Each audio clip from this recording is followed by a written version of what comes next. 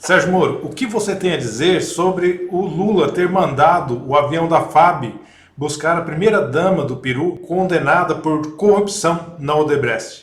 O governo brasileiro conseguiu, o governo Lula conseguiu mais uma. Ontem, inclusive, nós tivemos essa grande operação contra fraudadores do INSS. Parece que 6 bilhões estimados aí de fraude contra aposentados. E eu até falei brincando aqui no Congresso. É mais uma prova de que a gente não precisa importar corruptos do Peru. Nós já os temos aqui em abundância. O que a gente fez aqui no Congresso foi uma convocação do ministro Mauro Vieira, né, que é o ministro das Relações Exteriores, para explicar perante a Comissão de Relações Exteriores todo esse episódio. Foi um asilo relâmpago. A Nadine Heredia foi condenada juntamente com o Ollanta Humala por corrupção e lavagem de dinheiro lá no Peru. E na mesma data da sentença, ela já procurou a Embaixada Brasileira, conseguiu o asilo e, para afronta ainda dos brasileiros, o Lula mandou um avião da FAB buscá-la.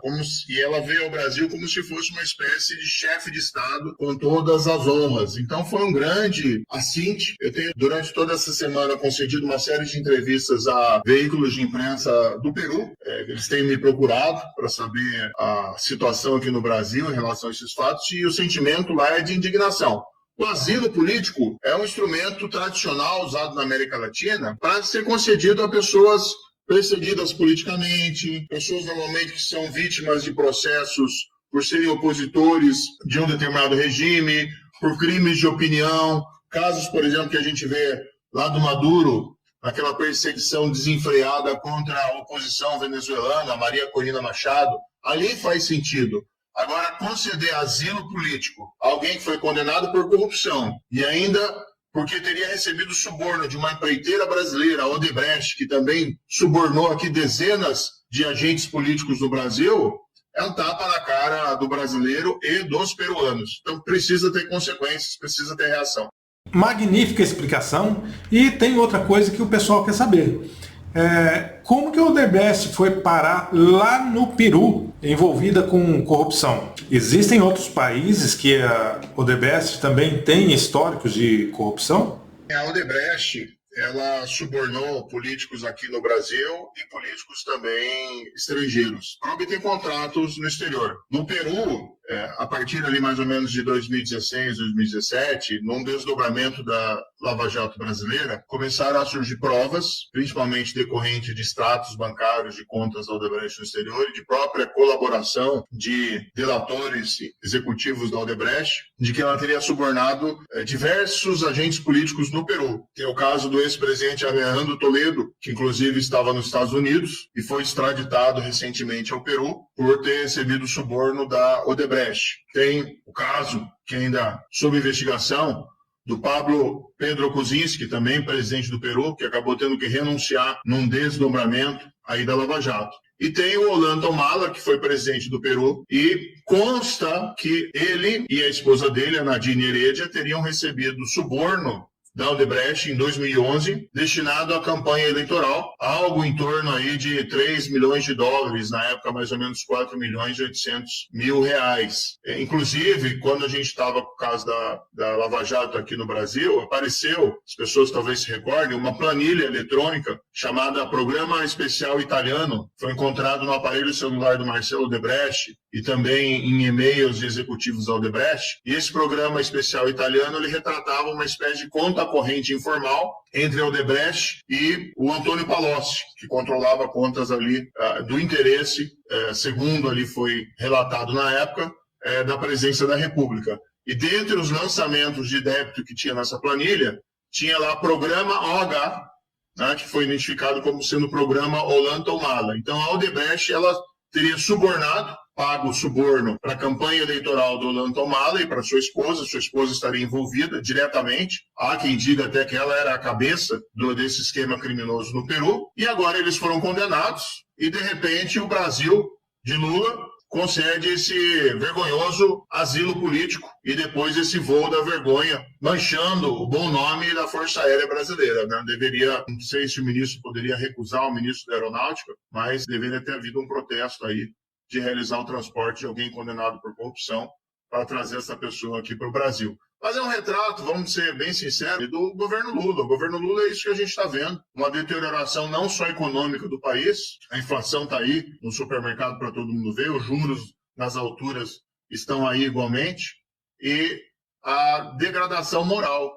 Já não basta os escândalos de corrupção que temos no Brasil. Ontem tivemos um exemplo aí do caso do INSS, dos aposentados sendo vítimas de fraudes bilionárias, inclusive com suspeita de envolvimento de sindicato dirigido pelo irmão do próprio Lula. Agora estamos também importando impunidade para os países da América Latina e fragilizando as nossas relações internacionais. Sabe Deus com qual propósito, né? Qual que é o objetivo de conceder um asilo político para alguém como Nadine Heredia. Foi uma surpresa agradável saber dessa investigação da Polícia Federal. Eu converso até com muita gente da Polícia Federal ainda, e o que se vê é uma categoria absolutamente desestimulada, porque eles foram colocados a serviço de um regime político para a perseguição de crimes de opinião. Né? Quanta gente aí processada porque teria supostamente ofendido o presidente ao chamá-lo, né, de ladrão, ou ofendê-lo, ou seja, uma opinião política que tem base, né, em fatos, apesar da anulação das condenações, e não deveria ser instrumentalizada a Polícia Federal com esse tipo de objetivo. Deixe isso ao debate político, ele que se defenda do próprio debate político. Mas houve essa operação ontem,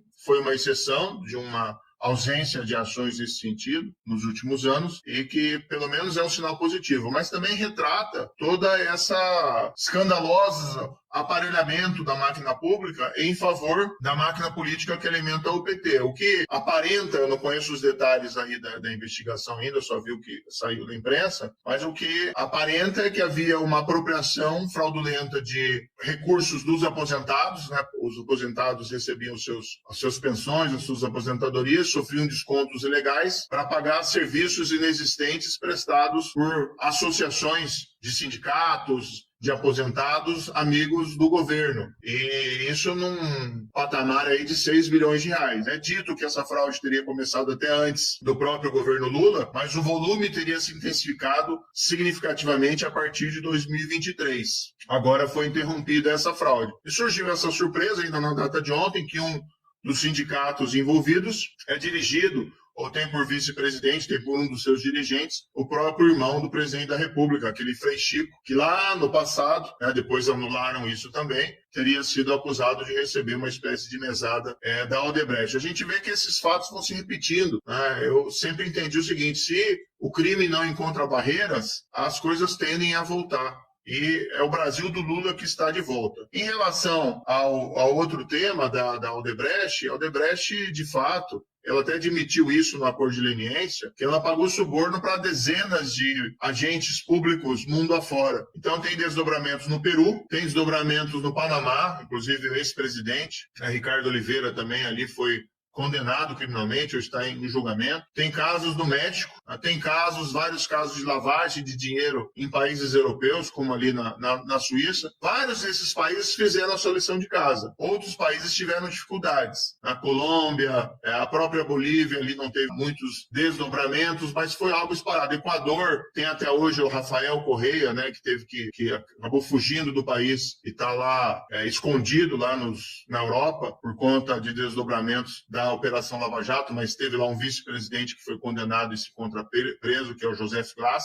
E o Peru, me parece que foi o país que avançou mais nessas investigações. São 4 ex-presidentes processados e investigados, não é algo trivial fazer isso. E um outro presidente, um desses presidentes é o Alan Garcia, que diante do surgimento do escândalo de corrupção e na perspectiva de ser preso, se suicidou. E agora o Brasil, que era admirado, né, porque a gente estava fazendo a nossa lição de casa aqui com a Lava Jato, a gente está desfazendo tudo, com base nesses julgamentos, que no fundo são uma reviravolta política, de alguns ministros do Supremo, que têm anulado até mesmo casos baseados em confissões. O indivíduo fez um acordo, ele confessou que ele roubou dinheiro público, ele devolve o dinheiro público e anos depois ele vem lá pedir ao Supremo que anule o acordo, a confissão dele, por alguma fantasia ficcional criada e que encontra abrigo naqueles que querem um revanchismo contra a Operação Lava Jato durante esse governo Lula. uma vergonha o que está acontecendo hoje no Brasil. Eu sou oposição a esse governo Lula, desde o início, então eu tenho sempre me posicionado contra esse governo. Eventualmente, quando aparece alguma medida que é positiva para o país, embora são muito poucas que vêm desse governo, até voto a favor, mas em geral essas pautas, né, essas pautas de desmonte da combate à corrupção, essa perseguição ali aos manifestantes do 8 de janeiro e outras medidas, né, tentativas aí de censurar, inclusive, a liberdade de expressão, eu sempre me posiciono contra. Eu tenho me posicionado, inclusive, a favor dessa anistia para o 8 de janeiro. Ninguém concorda com destruição de patrimônio público ou com qualquer espécie de arruaça, mas esses julgamentos, da forma como foram feitos, não são aceitáveis, ainda mais impondo penas lá de 17 anos, 16 anos de prisão a pessoas que são muito simples. Eu, inclusive, também tive contato com várias dessas pessoas e pude constatar, pessoas que se exaltaram naquela lógica um pouco de turba e não merecem aí ficar 17 anos preso, ou muitos aí com prisão preventiva de 2, 3 anos. A meu ver, tudo isso muito abusivo. Agora, em relação a esse processo do presidente Bolsonaro, o que eu tenho dito desde o início, esse processo está muito politizado. Então, faria o Supremo um favor a ele mesmo se ele mandasse esse processo à primeira instância, porque não tem ninguém de foro privilegiado lá. O único que tem é o Ramagem, né, que é deputado federal, mas acontece que os fatos que são imputados a ele são anteriores ao exercício do mandato. Então, o Supremo nem teria competência. O ministro Fux, aliás, tem se posicionado ali, sendo vencido nessa parte na turma, exatamente nesse sentido. Para que o Supremo vai entrar nesse processo que virou altamente politizado e as pessoas veem esse julgamento como se fosse algo de cartas marcadas? Então, precisa ter justiça, sim, e precisa ter aparência de justiça. O Lula foi julgado aí em primeira instância, ele foi preso, inclusive, só depois de ser condenado em segunda instância, teve confirmação da condenação em terceira instância, depois que houve aquela reviravolta política. Então, por que tratar de maneira diferente aí o presidente Bolsonaro? O que eu tenho me posicionado é isso: manda esse processo para a primeira instância e vamos ver lá o julgamento, né? Vai ser distribuído por um juiz técnico e ele vai poder avaliar aqueles fatos que são imputados, todos aqueles grupos. Mas, enquanto aos manifestantes, a minha posição é clara aí em favor da anistia, né? O ideal seria, no início, que tivessem sido julgados em primeira instância e aí punidos aqueles que destruíram patrimônio público e aqueles que não destruíram ficariam de fora. Agora, nessa altura do campeonato, com gente aí presa preventivamente há 2 anos, tem que ter anistia, né? Melhor encerrar isso aí de uma vez por todas. Em relação a medidas contra o Supremo, é uma situação bastante simples. Não existe maioria hoje no Senado, não existe maioria na Câmara para uma medida dessa espécie. O que o Senado tem feito, a meu ver, que é muito importante, ele aprovou lá a emenda contra as decisões monocráticas, né, porque estava havendo abuso,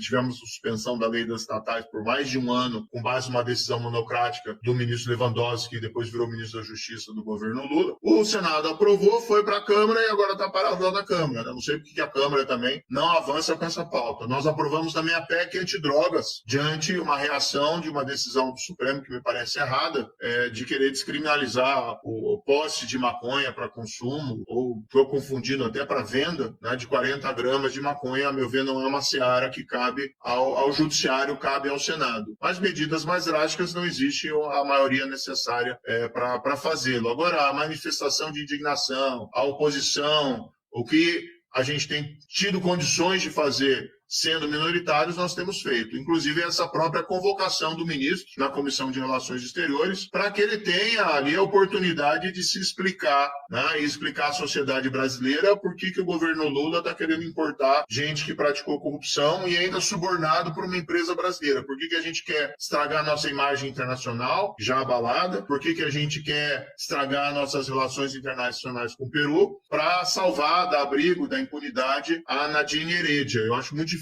ele dar uma explicação razoável para isso, mas esse é um primeiro passo. E aí, depois dessa audiência, que nós vamos verificar quais são as consequências possíveis. Agora, a gente vê que é um governo que está afundando, né? Até com dificuldade até para compor o seu próprio, essa reforma ministerial, entre aspas, que eles estão dizendo, que só conseguiram mexer ali em gente do próprio PT até o momento. Nessa entrevista, o Sérgio Moro deu praticamente uma aula sobre a corrupção no Brasil, com o envolvimento da Odebrecht não somente na nossa terra, mas também no exterior. Se você gostou desse vídeo, já se inscreva no canal, clique no sininho para as notificações e deixe seu like. Até mais, fica com Deus, tchau!